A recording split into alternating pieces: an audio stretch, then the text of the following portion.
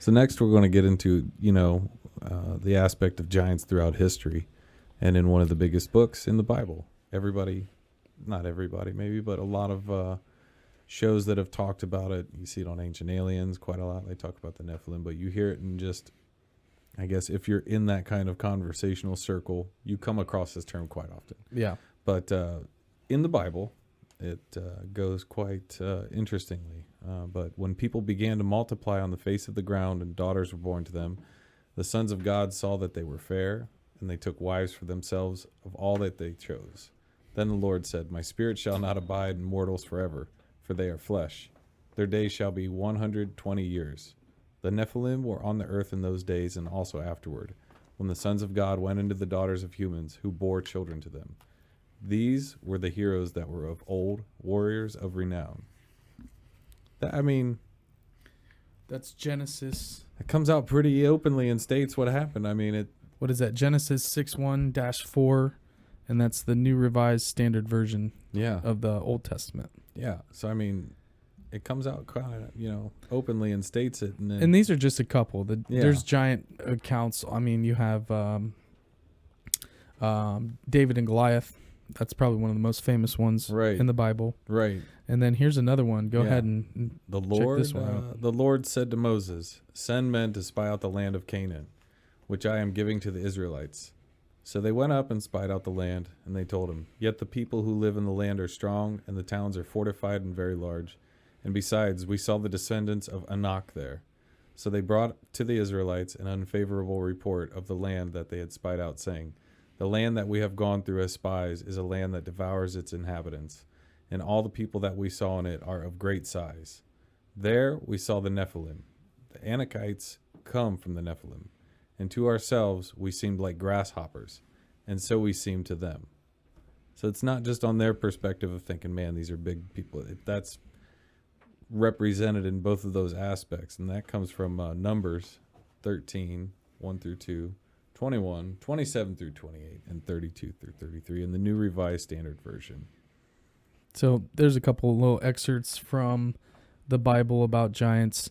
Hugh Newman, he's one of the co-authors of Giants on Record. He talks about giants in England. Okay. Specifically legends of Stonehenge. And this is all of the different names that before it was called Stonehenge. I didn't know any of this. Stonehenge was in ancient times called the Giant's Dance. Okay? And the Giant's Grave, Giant's Hill, Giant's Causeway, the Sleeping Giant, Giant's Well, Giant's Bed. So it's a little bit of a theme. Yeah. So Stonehenge, before it was called Stonehenge, it was giants, you name it. Okay? So giants, you name it. And we're lucky enough to go in 2018. And that's awesome. Stone actually took this image here, beautiful shot. And what'd you shoot that on, Stone? Yashica 124 and 120 millimeter. I think it was Ektar. Beautiful. God, follow him at Kyle Stoner. He's got tons of cool film photography up there, guys. And so the earliest known depiction of Stonehenge shows a giant helping Merlin, the wizard, building a great stone circle. This was Le Roman de Brute by poet Wace, dated back to 1150 AD. He painted this based on the history of the kings of Britain by Geoffrey Monmouth. So that's kind of a interesting account from back to 1150. And then, Bub, you want to take the lead on this one? Yeah, I love this. So next we have the Magellan encounter. And Magellan, like Magellan. Magellan, Magellan. The Magellan. Well referenced and probably unknown to most, younger people today, Magellan, or maybe they do know through just GPS systems. But that is a real person as well, or was. But the Magellan giant encounter is kind of interesting. It comes from Jim Vieira and Hugh Newman in their book Giants on Record. Dewhurst has it in his too. Dewhurst does as well. Yeah. Probably Ross does as well. Yeah, it dates back to 1520 with the Patagonian giants, which Patagonia, South America, the very tip. South. Yep. Not the clothing brand, like the real Patagonia. Named after the place. But yeah, Magellan, while sailing around Patagonia, encountered per the referenced account, a naked giant dancing and singing on the shore.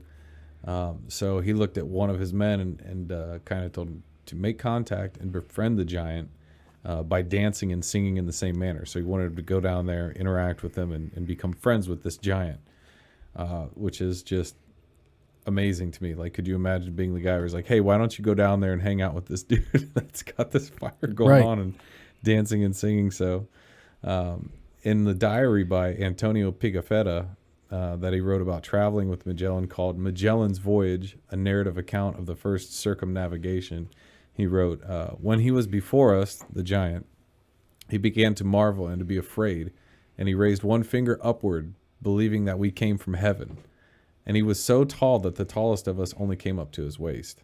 So I'd put that in the giant category. That's a fairly big guy. And that image there was sketched by one of the guys that was on that expedition. And I didn't know that. Yeah, so that image that's actually up right now is from Magellan's Voyage, a crew member from that trip. Holy cow. I don't know if we have the guy that drew it in here.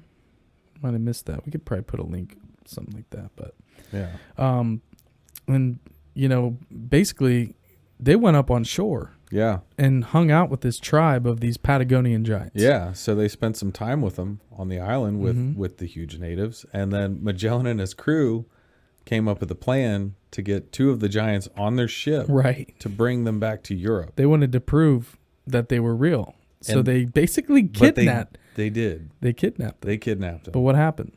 They died. They died on the voyage. While en route. And nobody knows what happens to the bodies. The bodies were clearly probably thrown off. I mean, why would you want two rotting giant corpses?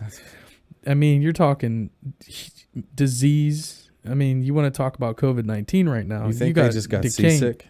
And they just gone. So probably was no chance to bring back a bone or a skull. They probably just... It's just bold. Who knows if it's real, though? It's just bold. Could be... But, I mean, it's Magellan. He's a pretty respected dude throughout history. Let's give it just a slight aspect of slant that maybe the guy writing the journal or the diaries... Maybe he was a hoaxer. Maybe they wrote it to sensationalize it. We could go that route. Yeah. It seems like that's not the case because it's not a isolated incident. They were not the only explorers and travelers to have that encounter.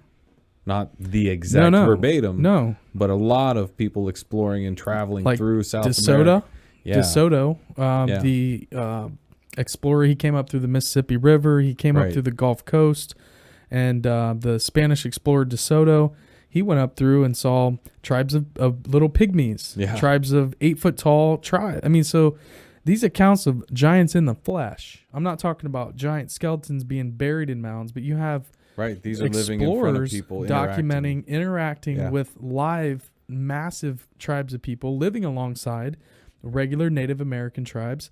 Some of these guys, like the Osage, there's a really awesome image from the one of these Osage tribes that Ross Hamilton talks about, and it's pretty interesting that.